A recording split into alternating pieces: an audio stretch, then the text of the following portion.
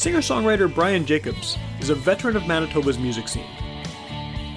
But he only released his debut solo album, Highways and Backroads, fairly recently. It's a great album that has been deservedly nominated for multiple Manitoba Country Music Awards. If you want to see Brian live, you can catch him on October 5th at Bulldog Pizza, with a bill made up of entirely past Witch Police Radio guests. You got Brian performing with Project Constellation, with The Moonlit Road, and The Lovers. Again, that's October 5th at Bulldog Pizza, Brian Jacobs, with Project Constellation, The Moonlit Road, and The Lovers. If you want to hear more of Brian's music, and order your own copy of Highways and Backroads, visit brianjacobsmusic.ca.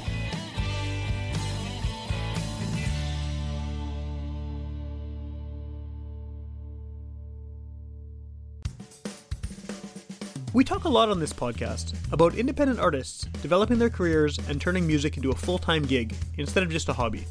One aspect that we don't discuss enough is the financial side of things. I'm not an expert in that department, but here's a guy who is. Trevor Fisher of Way to Wealth Management is a local certified financial planner who can help you start planning your financial independence. Although Trevor was recommended to me by some local musicians and past guests on the show, he can also help young people plan for their financial future, help those close to retirement map out their next steps, get young families on the road to success, and more. Call Trevor at 204-471-3011 or email him at trevor@way2wealth.ca to get your finances on the right track today. All mutual funds provided through Fundex Investments Incorporated.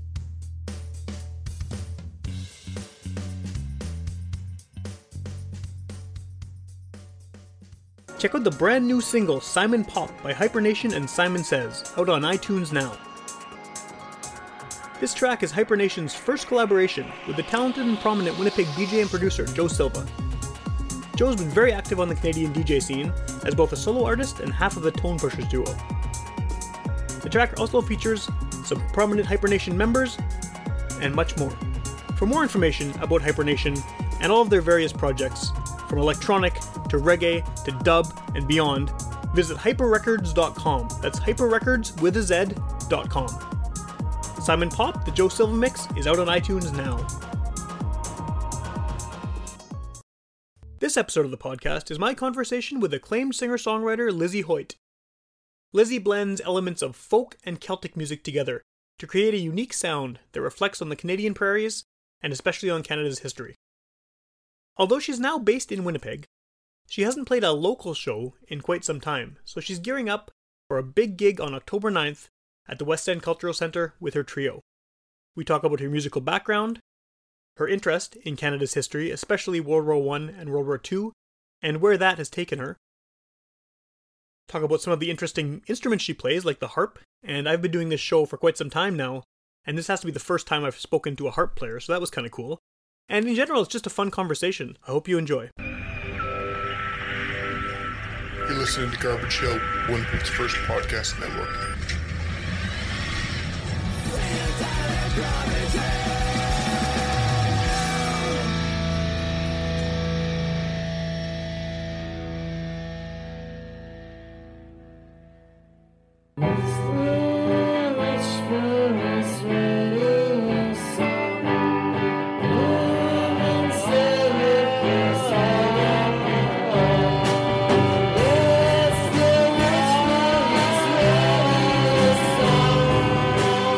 Welcome to Witch Police Radio. I'm in a different coffee shop this time.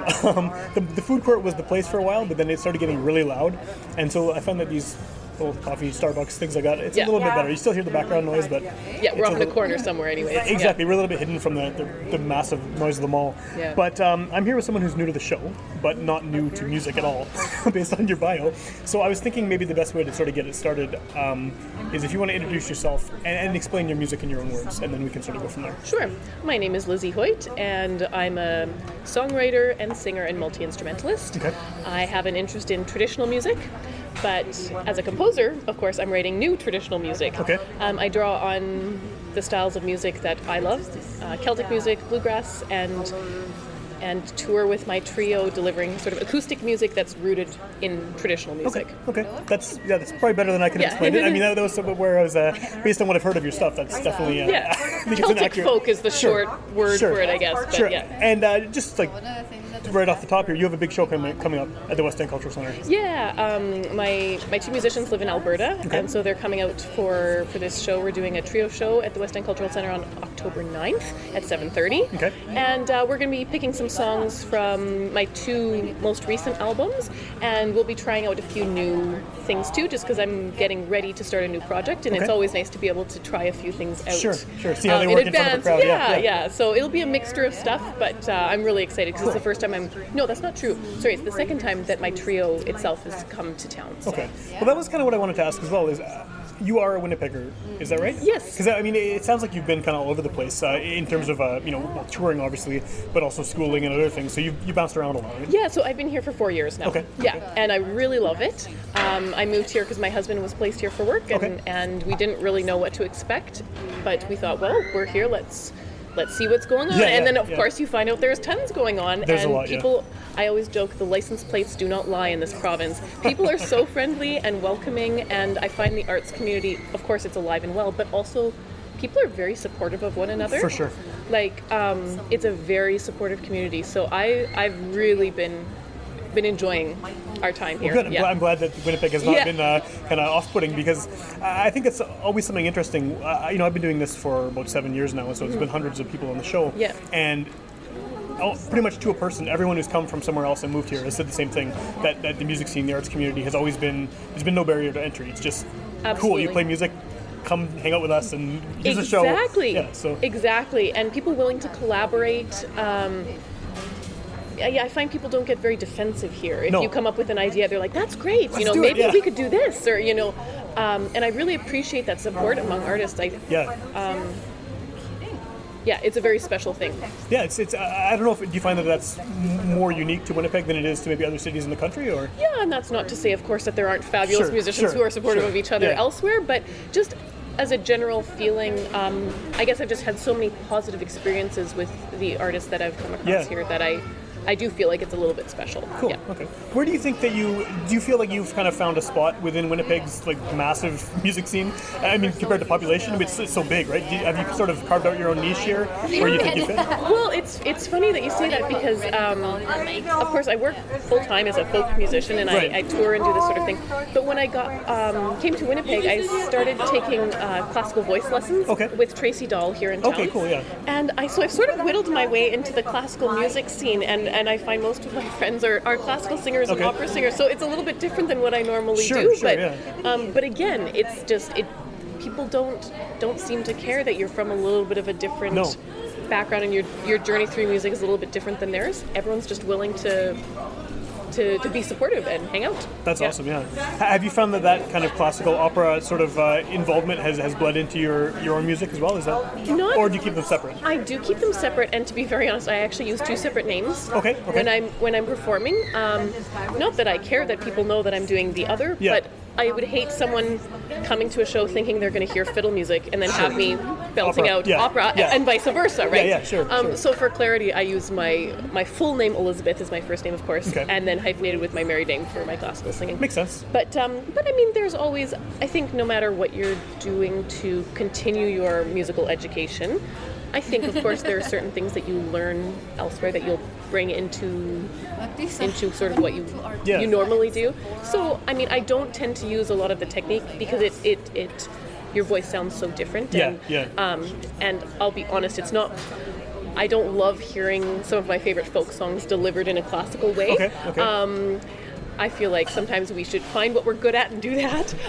But there's certain things that I've learned about using my breath and that sort of thing. Like the actual formal techniques of how to do it. Yeah, that I'm able to use without changing my sound too much. Okay. Yeah. Does some of it seep in kind of subconsciously too? Like you realize you're doing something that you learned maybe in an opera context when you're playing folk? Yeah, I would say it's pretty. Maybe not subconscious, because I feel like I'm fairly aware of it. Another thing that I found very useful is working on diction, what they call in opera, which is like how you use your language. And there are different rules depending on what language you're using. but of course, because you don't sing with microphones, it has to be quite specific. That makes sense, yeah. And I feel like I've found some ways to use some of that even when I'm singing with a microphone. So yeah, just little things like that I feel like have helped me and basically just provide new ways to be expressive. Okay. And, you know, as musicians or artists, that's Yeah. kind of what we're trying to do. For sure, and it's just an ongoing process. So I can geek out and talk about that a lot. No, but that's cool. I mean, I guess it's a way to exercise your muscles in a completely different setting, right? Absolutely, yeah. And it's like getting more colors in your paint box. Mm-hmm. Yeah, you've got more tools to use, and yeah, it's very exciting. That's interesting, yeah. Well, one of the things that I've always kind of, I've had a lot of, I know folk music is such a wide umbrella, and there's so many different subgenres under it, and you can even blend into country and bluegrass, and you can blend into, like, even some punk rock blends. I mean, there's such a wide range, but I feel like Winnipeg has a very strong, and always has, scene of kind of, I don't know how to explain it, but kind of grimy folk music, folk music which is very, might be faster, might be a little bit rougher around the edges, and you are not that. I mean, listening to your music is very kind of pure sounding and clean, and has that been any kind of challenge for you to fit into the folk community? Totally. No, well, not, sorry, I shouldn't say totally, but I have a friend who's a fantastic dobro player, Ivan Rosenberg, and he always jokes that really what I am is called refined folk. Sure. I mean, it's a different kind, right? It is a different kind, and absolutely, there are times for sure at conferences or wherever I might be that, I feel a little bit not like everyone else. Sure. But I love the attention to detail. And one of my favorite artists of all time is Alison Krauss. Okay, yeah, that makes sense. So if that, I feel like her influence on me, first of all, she was the first person that I ever heard that had a voice similar to mine. Okay. I had been told many, many times when I was starting out, you just need to learn to sing louder. I was like, no, you just need to learn how to do sound properly. Yeah. Or to listen better. Yeah, and I remember afterwards, a sound person had sort of been giving me a hard time. I started when I was quite young, too, to boot. I was working at 15 already as a side musician. Yeah. So someone came up to me afterwards and said, you need to listen to Alison Krauss. Okay. And I did, and I thought, this woman is like doing her thing, and she sounds like herself. I can do this. Yeah. But the other thing that I think influenced me a lot about her music is that attention to detail, the way she crafts songs and arranges songs. She doesn't sort of just sing A to B to C to D and then the song's over. Yeah. There's a lot of really musical choices that are made in terms of how the songs are arranged, and I find that really admirable, and I love that. So that's obviously what I like to do with my music too. Sure. And especially because when I'm touring, I tour as a trio. And when you're at the studio, you do have a little bit more flexibility to say, hey, we're going to have a fourth instrument on this. Sure, yeah. And you can expand it where you can't when you're on the road. Exactly. Sure, yeah. Sorry. It's okay. So one of the things that I've noticed too, and this is, you seem to be quite open about this on your bios and interviews and things, is the kind of interest in historical storytelling. Yep. And folk music has always been about storytelling. Yep. And obviously telling stories that have been passed down over the generations is another big part of it. What is the appeal to you, I guess, of taking these, not necessarily super old stories, but stories from Canada's history and well, kind of a mixture of many of the things you touched on. The storytelling aspect of folk is one of my favorite things about the style of music. Same thing with traditional Celtic music, has such a strong history of that. Yeah. On this album in particular, I wrote a number of songs inspired by my grandmother's stories of our family tree. Okay. And, I loved my grandmother, and I loved hearing her stories and feeling connected to the people in the past. Yeah. Specifically with things like Vimy Ridge. Mm-hmm. That's just very simply the first time I went to visit. Okay. I was just completely blown off my feet. And I always say it sounds really cliche for me to say this, but it was really life-changing. Okay. I had sort of known a little bit about the battle ahead of time, but only, because you might have learned about something in history class. Or you see a vignette on CBC or something. Yeah, exactly. And then when I was there in person, it just really brought everything to life for me, and I felt so connected to that history, I guess, and just feeling, at the time, I think I was 20 or something like that. So that would make a pretty big impression on you, for sure. Yeah, and it's, you picture all the young men that right, who would have been your age, and they would have all been there, totally, and so I felt, guilty is not quite the right word, but I definitely felt that, wow, I should have known this before, and I need other people, young people, to know about this. Okay. So that's a good reason. Yeah, I feel like it's important, and not that we should get into a big political discussion on, but I feel like it's important not to forget some of these really big parts of our history, because it surprises me, just having an interest in sort of World War I, World War II, how it just surprises me how I think for many people that feels like it's a very long time ago and it's kind of forgotten. Yeah. And then we just start doing the same things over and over again. And not even looking back at what, yeah. So I think it's very, very important. Yeah, well, especially with younger generations too, who don't have a direct connection, to my grandfathers both fought in the war, but my own kids, exactly, they don't, their grandparents were born in the 50s. Like, it's not, And in the same way that I don't have a connection to the Boer War, right? Like my dad's grandfather would have fought in the Boer War, so he has that connection. I don't. I'm like, I don't know what happened there. Right, but he would have heard about it firsthand or something. And I think music and art is a wonderful way for people to be able to connect and to be able to connect with the emotion of it, I wrote the song from the perspective of a loved one. Yeah.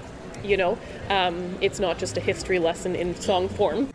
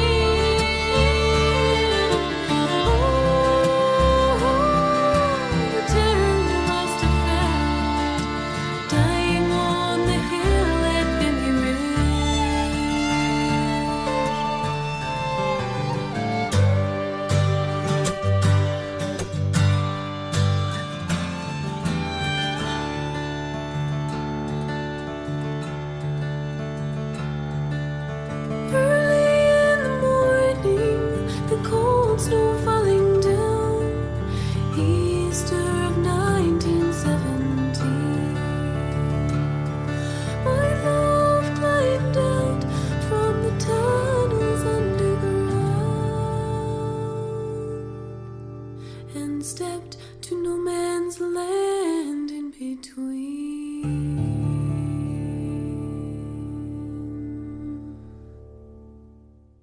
you more interested in focusing on sort of an individual in the larger story rather than just sort of, giving a rundown of what happened in the overall story? Like, is the person the key for you?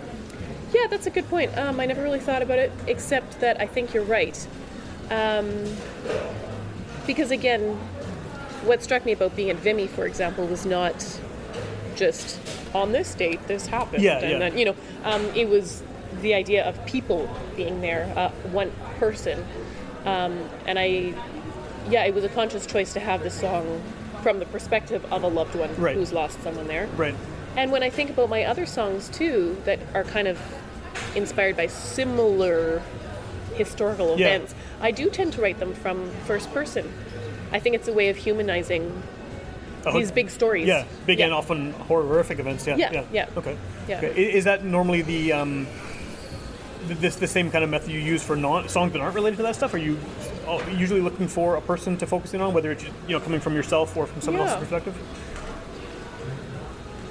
That I would say a mix. Okay. Sometimes yes, sometimes no. Okay. Yeah, I have some songs that I think are just kind of a little bit more general, and some that I have a specific personal experience that inspired it. Sure, so of course, in that area, I think it's kind of more of a mix. Okay. When you have songs like the Vimy Ridge one, what is the... obviously you were saying you want to get younger people kind of engaged with that history and learning about it, but what is sort of the main audience for that? Because I imagine there's a lot of people in older generations who that would appeal to greatly because they have that connection, right? Like, absolutely. I sing Vimy at every concert I do. Yeah. And I'm not exaggerating when I say almost every concert someone comes up to me and says, "Oh, my uncle was at Vimy," and I think they appreciate being reminded of it, because that's another thing too. We're all busy. We're all trying to, make it through the week and pay our bills, and I think we all sometimes need that reminder, myself included. Yeah. It's a good way to do it too. It's especially if you're sitting there and doing something else and it's in the background. Oh yeah, really? No, exactly. Cool. What kind of has that kind of focus opened you up to more? I guess opportunities to have your music heard with the historical connection? I know there's a lot of historical, organizations and venues and things like that. Has that kind of helped you at all? Yeah, I think not in a. It's not like I've managed to have a tour in all the legions of all the across museums. Sure. But I did a video project for this song on site at Vimy, and I watched the okay, video. And the Canadian War Museum had that shown for the 100th anniversary. Okay, that's cool. Yeah, so really cool, things like that I wouldn't have. Yes, and that could open you up to a whole new audience potentially. Potentially, yeah. In terms of this makes it sound super businessy, but it's hard to find enough money to pay 3 people to go on the road. Sure. So it's not like it's all of a sudden all these people are hiring me because of that. But I think that, it's just something that maybe people identify with me a little bit, and it's like, oh, she's the person who kind of has an interest in history. World War I and World War II history. And yeah. Okay. I think I read that you got a Diamond Jubilee medal for that. What was that like? Did you actually get it from the Queen herself? Or no, I didn't. Lieutenant Governor, I guess? There was a ceremony. It was the Minister of Veterans Affairs who gave it to me. Cool. And we went to Ottawa for the ceremony, and it was very meaningful. And I know this sounds really cliche too, but of course it's not why you do the project. No, of course not. They really were very important to me. But it was a lovely recognition. I was very touched. Yeah, it's a pretty cool thing to get. There's not a lot of people who get that. Totally. And actually, my grandmother got one. The same grandmother who's the one who told the stories of our family tree. Yeah, she was very active in her community. So it was also very neat to just in the same year be like, oh, she got one that's too. Super cool. Yeah. Right on. Yeah, that's. I think a lot of people get awards like that, but you just don't hear about it as much. When it's a celebrity or something, then it's like, they got. But there's so many just regular people who are doing really cool stuff, whether it's in their communities or artistically or whatever, that get recognized, and it's a cool thing. Yeah. No, I agree. When you're, now that you're in Winnipeg, has it been, how is the city to tour from? Just because it's kind of in the middle of nowhere. Right. I know a lot of Canada is, but we have 8 hours in every direction. It's true. If you're talking big cities, there's a lot of smaller communities that have some really nice venues and shows, but to get anywhere major, you're kind of. Well, in some ways, we are in the middle of the country. We're in the middle. That helps, right? Yeah. So. And I do tend to do a lot of rural touring, actually. That makes a lot of sense, for the style of music that I play and my audience base. and I really like it. It's really, people really appreciate when you've come all the way. Sure. And that's not to say that people in Winnipeg don't appreciate concerts, but there's just a lot more options. If there's one every month and you're the one, then it's a big deal. Totally. Yeah. So I found it fine. This past, I have a son who's 17 months. Okay. Oh, wow. So this last year I toured with him. That must have been fun. Yeah, I'm very tired. Yeah, I can imagine. Yeah. No, so we did a lot of driving, just to sort of, we flew to where we needed to go and then to eliminate the driving with a baby. Yeah. Absolutely. Yeah. We still did quite a bit of driving, but the biggest tour that he was on was in BC, where things are closer together. Sure. So yeah, for sure. I mean, especially in the prairies. Yeah, they can there's be distances. Some big, yeah. It's tough. It is tough. I would be lying if I said it wasn't. Yeah. But like I said, because I do have a fair fan base in rural areas, yeah. I tend to do okay. That makes sense, yeah. And actually I find a lot of folk artists and country artists tend to do the same thing. And there's so many little towns that some of them have amazing venues too. Oh, just like these hidden gems, venues. And it's like, this has been here for 100 years? Yeah. Yes. And these beautiful theaters. Yeah, and like opera houses and stuff. It's crazy. Yeah. And so those must be perfect for you. I love them. I love them. And there's only been one place ever that I've ever visited touring that I didn't love. Okay. I won't even tell you where that is, and it was a long time ago. Sure. But it's a good track record. Only one that you. Well, no, really, that's just it. And I think part of it has to do with the fact that when you are a musician and you're touring, and you're playing concert series, most of them are run by volunteers. Yes. Yeah. They're run by people who are interested in the arts, who want to make their communities, have stuff going on and be healthy. So you're just kind of always meeting the best people in the country they're so where happy you go. To have you. And they're active people that are getting things done and creating opportunities for artists in Canada. And so I get to meet a lot of really wonderful people. That's cool. Well, I one of my first journalism jobs after I finished college, like ages ago, was at a paper in Verdun, Manitoba. And they have an amazing opera house there. And this is exactly what you're talking about. I went to every show when I was living there. I didn't matter who it was. Some of them I loved, some of them I didn't. But every show was packed. Every show was packed. I interviewed all the artists. It was great. Yeah. And everyone involved seemed super pumped just to have anyone there. It didn't matter. Totally. And then people who did well would obviously come back and I remember her from last time or whatever. No, exactly. I'm very lucky. Yeah. And I guess touring must be a little bit easier just being an acoustic artist. Absolutely. You can just kind of pack your stuff and go. That said, because I play the harp and the guitar and the harp fiddle. maybe is going to be a bit bigger. And we got the upright bass. So we are acoustic, but we actually travel with a fair amount of stuff. And then you add the baby, and then it's just then you like have all the baby gear and everything. Yeah, for sure. Yeah. I wouldn't want to do that. Yeah. I have kids, and I can't imagine touring when they were babies. That would have been nuts. Yeah, it's like, can someone give me a medal? Yeah, well, you got one, right? Yeah. Oh, yeah. You already have one. Specifically for making it through the year of touring. Just write on it with a Sharpie or something.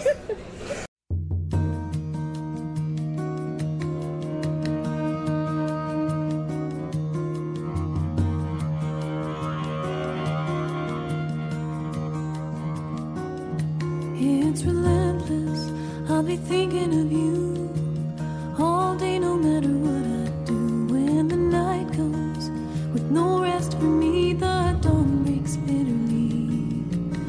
It's relentless. It's relentless, like a sewing machine, stitching pieces of a lover's dream. When the thread breaks and falls by the way, the needle does not stray. It's relentless. It's relentless, like the lines on the road, velvet black with white and gold. As you fade away and stop by the side, they continue in your mind. It's relentless. Falling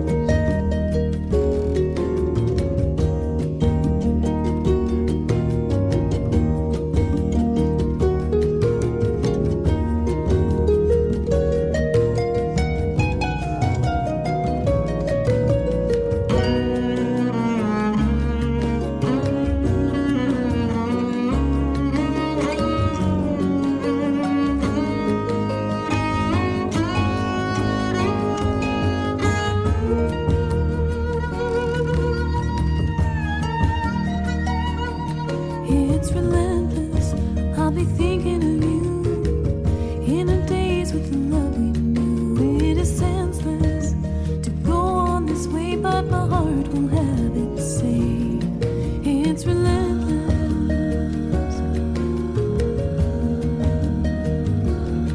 It's relentless. I'll be thinking of you.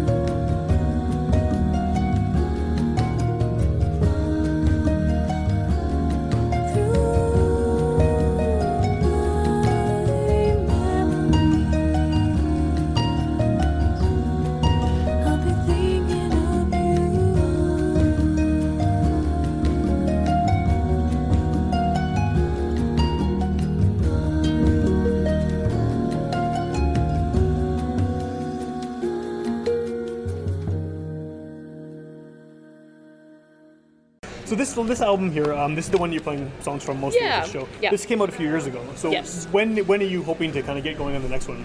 Well, I'm in the very early stages. I think I mentioned earlier just about how I love Alison Krauss's arranging. Yeah. I love arranging too, working with traditional songs and finding new arrangements for them that really suit the song. So I was sort of inspired to do a project of lullabies. Oh, cool. Of course, I know so many people do that after having kids, and I didn't really want to do that. So I've got a collection of traditional songs that are ballads and slower songs that you don't tend to put a whole album of slow songs together. Right. But in the traditional repertoire, there's so many there's tons, beautiful ones. Yeah. And I just thought I'm actually doing it as a sort of fundraising project, where proceeds are going to go to support young parents or new parents who sort of have some financial challenges.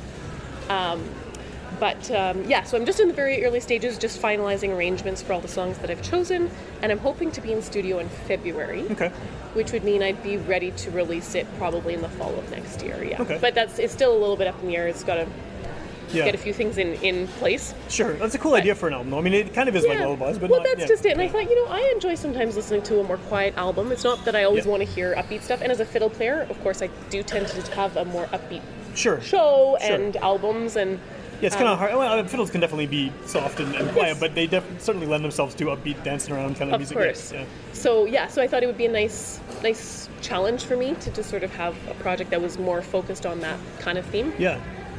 And like I said, there's just so many beautiful traditional songs that are slow. Yeah, I guess there's literally thousands of them. Yeah.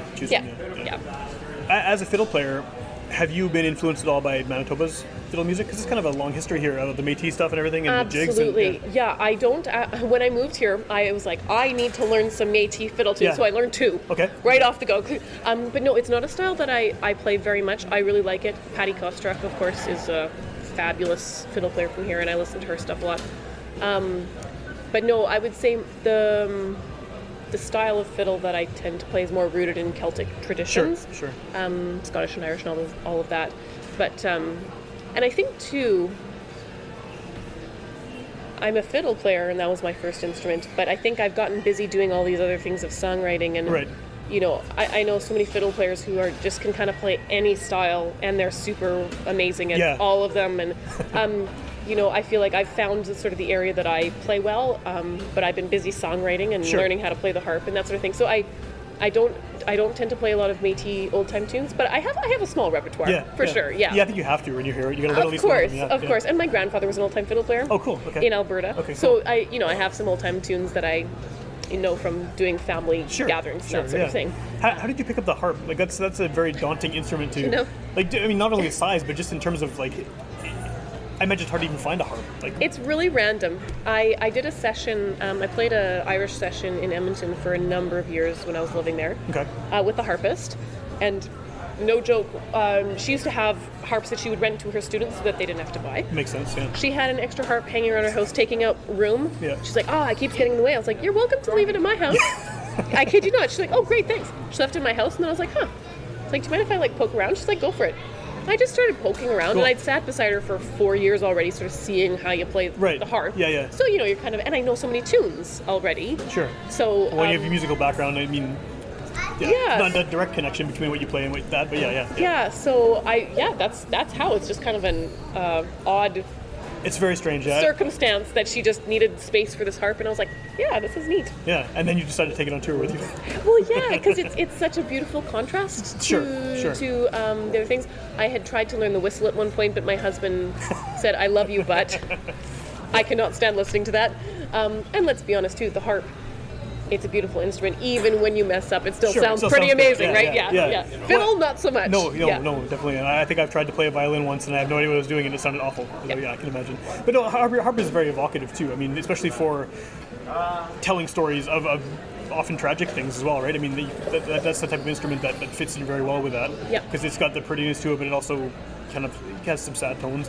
Yeah, absolutely. And I've been exploring actually Latin music on the harp. Oh, cool. Because that's it's a very prominent instrument in sort of Latin American music, but it's the macho instrument that all the guys play. Yeah, I know, because we always associate it with Celtic woman. Yeah, with kind like flowery dress hair. kind of thing. Yeah. But no, it's really the machismo instrument. So That's I've been really exploring some of that repertoire on the harp, and I'm hoping to do a little bit of it actually at the show. Cool. And just it shows a different side of the instrument that's much more. I don't know what the right word is. Well, Latin. Yeah, sure. Yeah.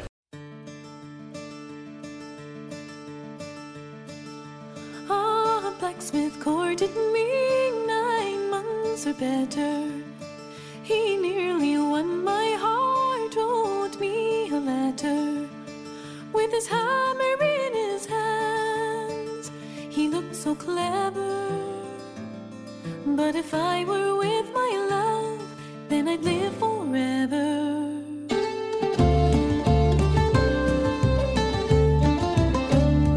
Oh, where has my love gone with his cheeks like roses?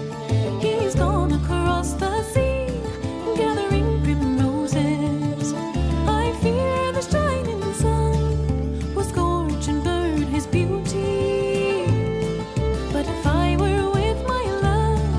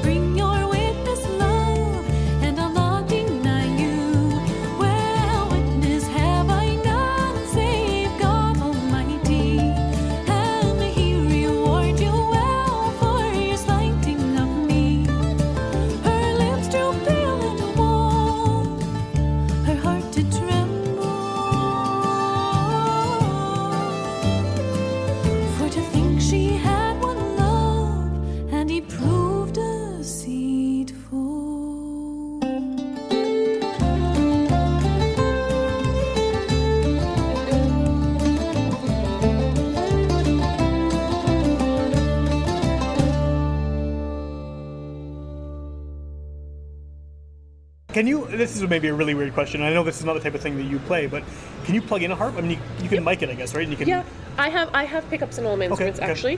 Okay. I just find having everything plugged in with a good sound person yes, of course, can really, it really sort of excites everything a little bit. Sure. Of course, we sometimes play acoustic as well. But yeah, no, I got pickups in all my Where does the pickup even go on the harp? That's what I'm trying to... Oh, yeah. I mean, on a guitar or bass, you can figure out where the pickup goes pretty easily, Right. but on a harp, where do you actually... So the soundboard is the part that kind of is leaning up. Sure, on the body of the person? On the body, yeah. So it's actually just inside the hollow section. Okay. It attaches there, and then the input is by my foot, basically. That makes sense. Okay, cool. Weird. Yeah. Yeah, You'll learn something new. You do, for sure, yeah. I don't think I've ever had anyone playing a harp on the show before, so I mean, it's kind of cool. It's a first, right? Yeah. So the show here, is this part of an ongoing tour, or is this kind of the kickoff for a tour? Or? No, this is just a one-off kind of thing. Okay. We've been touring this album quite a lot in the country for the last few years. But, in some ways, it's sort of an older album, but I'm still going to new places that I haven't been before. So it's new to the people here. I've never shared songs from this album live here, Okay, so people who know you and have known you for a while probably, cool, I can actually see this, Yeah, exactly. So even though it's quote-unquote a few years old, it's still new to many of the places that we tour. Sure. Do you ever feel that these songs are... that you've kind of moved past some of these songs? Are you sick of any of them, or are they all still fresh for you? Not yet. My previous album, Home, which I released in 2010, we've been doing a few of those songs for quite a while that, you start feeling like this isn't really me it's not where anymore. You are right now, So yes, but certainly over time you sort of filter things out, and but I do try to make sure that we do songs in our shows that people might want to hear if they have bought your CD and For sure. So this is the most recent one, and you have the other one. Is this the two albums, or do you have anything else out as well? I have two other albums. Okay. One is out of print. It was my first album from 2007, mostly fiddle tunes. That was called My Red Shoes, and then I've got a Christmas album of ancient Christmas carols. Okay. That's cool. Yeah, so not quite the right time of year yet for Not that. yet soon. Yeah, but depressingly soon. Yeah. So that's the other project, but that's already a couple of years old. Okay. As well. Okay. And then I'm assuming the best place for people to pick up the albums if they like your stuff is at the shows. Yes, absolutely. Is there anywhere else in the city that you can buy them? I sell online. Okay. Yeah, through my website we do mail outs, and that's probably the easiest. Are you on all the streaming stuff as well, or? I'm not. You sort of were joking that you're a Luddite. Yeah. We can get into a big discussion about that. Yeah. But no, I'm not streaming. Okay. Yeah. So people need to actually go and get the physical. Yeah. Cool. Okay. And then to find out more information about, about you in general, hear some of your stuff, see the videos, what's the best option there? Probably my website, Okay. LizzyHoyt.com. I do try to keep it updated with some new things. I also have an email list people can sign up for, okay. and I don't bombard people with emails. I'm not one of these, I'm emailing you every every 2 month. days, yeah. No, I literally send out an update once or twice a year. Okay. Just new information about new recording projects, where I'm touring. Cool. Sometimes a little video of me playing something, or that's Yeah, like a bonus for someone who signed up to the... Yeah, exactly. Sure. And then I am on social media too. I've got a Facebook page for Lizzy Hoyt Music. Yeah. But like I said, I find that the website and the email list is the best way to kind of really... Yeah, well, you're getting direct to the people with the email list. That's just it, yeah. Not to dwell too much on the streaming thing, because I don't use it either, so I get it to a certain extent. But how do you feel about when you're actually selling CDs? Is your audience an audience that still consumes CDs? That's good. Yeah, and so I understand that too. I do have a different audience base than some other young folk artists. For sure you do, yeah. So for me, I can kind of get away with doing that, and I might change my mind in 5 years. Sure. But for now, my CD sales are actually a very, very important part of my income. At the end of the year, they really make a very big difference, and so for that reason, I've chosen to just... Yes. No, it's good. I love CDs, and I kind of hoard local CDs, so I'll add this is that right? ridiculous collection. Okay, good. I'm glad to add to it. So the show, what are the details of the show again? So October 9th, that's a Wednesday evening, 7:30 p.m. it starts. Doors are at 7. Tickets are $20 in advance, $25 at the door. They can be purchased online through West End Cultural Centre and Eventbrite. And then I also have some tickets for sale at my favorite place, McNally Robinson. Cool. Okay. That seems like a good place to find your stuff. I mean, it seems like a good fit, right? I love McNally. Actually, That's my, and every time my mom comes to visit, we always have to go to McNally. Cool. Okay, great. Well, yeah, people should check out the show. They should check out the CD, which is called New Lady on the Prairie, and go to your website to find out more. If you want to hear more episodes of this show, you can go to witchpolice.com. All 400 and whatever episodes are there free download streaming. And you can also tune in on Sundays at midnight on 101.5 UMFM, and those are old episodes that get a bit of a bump a few months after they come out in podcast form. So, it's September now. The one you end up hearing next Sunday might be from May or something, but it's still cool because, whoever I interviewed on that one, I can't even remember, will, they might have new music out. So Absolutely. By the time this airs, you may be playing I'm going to still be a musician doing stuff. Exactly. So, yeah. Even if you tune in a few years from now, it's the same thing. Yeah, So, exactly. Awesome. Well, thanks for meeting me here, and Thank you. good luck with the show. And then.